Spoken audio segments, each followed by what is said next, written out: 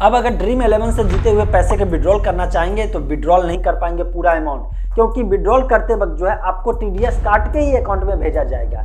और जो amount TDS में कटा है ना, इसको अगर आप वापस चाहते हैं कि ये भी पैसा जो कटा है वो भी आपके बैंक अकाउंट में चला जाए, तो इस वीडियो को पूरा देखिए।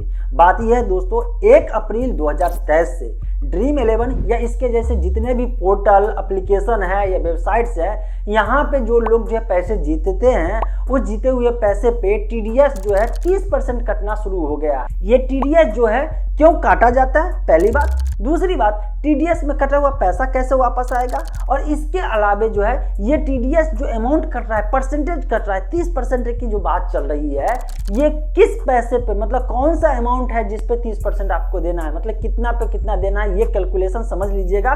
तो इससे आपको आसानी होगी और आपका 1 रुपया भी इधर उधर नहीं जाएगा, जो कटेगा वो भी बैंक में वापस चला जाएगा। समझना है ना, तो ऐसे समझिए दोस्तों। यहाँ पे जो आपका अमाउंट जो है ये होगा नेट विनिंग अमाउंट जो है उस पे 30% आपको देना है। मतलब ओवरऑल आप जो ये ड्रीम 11 पे जीतेंगे पैसा, उस जीते हुए पैसे पे आपको 30% काट लेगा पहले, और इसके बाद जो अमाउंट बचेगा वही आपके बैंक अकाउंट में जाएगा।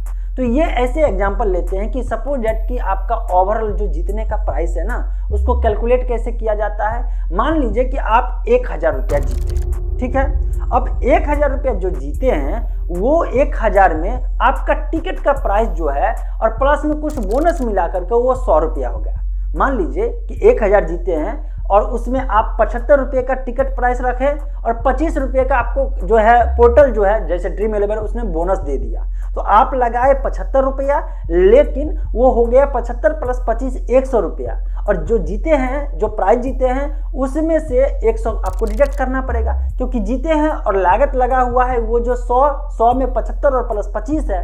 तो लेकिन आपका जो ओवरऑल प्राइस हुआ, ये 1000 में से 100 कटा तो 900 रुपये बचा, और 900 में आप लेकिन दिए हुए हैं पैसा कितना, सिर्फ 75 रुपया। 25 रुपया तो पोर्टल खुद जो बोनस के रूप में आपको दिया है। मतलब आप ओवरऑल जो दिए है ना, वो सिर्फ और सिर्फ जो है 75 रुपया दिए हैं। आप जब 75 रुपया दिए हैं तो ऐसे में आपका होता है 925 रुपया। आप ओवरऑल जो है 1000 में से 75 डिडक्ट कर दीजिए तो 925 रुपया आपके पास आया। अब 925 रुपये पे 30% डिडक्शन हो जाएगा टीडीएस के रूप में, और वो पैसा आपको नहीं मिलेगा। 30% डिडक्ट करने के बाद जो अमाउंट बचा, वो अमाउंट जो है आपके बैंक में पहुंचेगा। अब बचा ये जो 30% का टीडीएस है, इसको समझ लेते हैं। टीडीएस का मतलब होता है टैक्स डिडक्टेड एट सोर्स, मतलब जो सोर्स है जहां पे पैसा आना शुरू हुआ वहीं पे टैक्स को काट लिया जाता है। टैक्स किस बात का?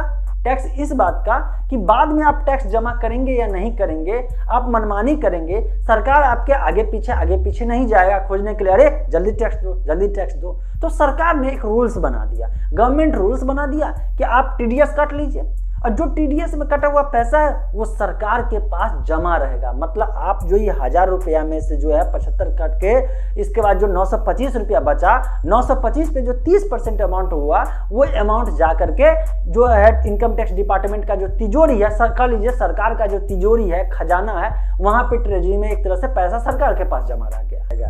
अब कहानी आप समझ गए ना, इन्फॉर्मेशन काम का लगा ना, तो अपने दोस्तों के साथ शेयर कर दीजिए, उनको भी आसान भाषा में समझने का मौका मिल जाएगा।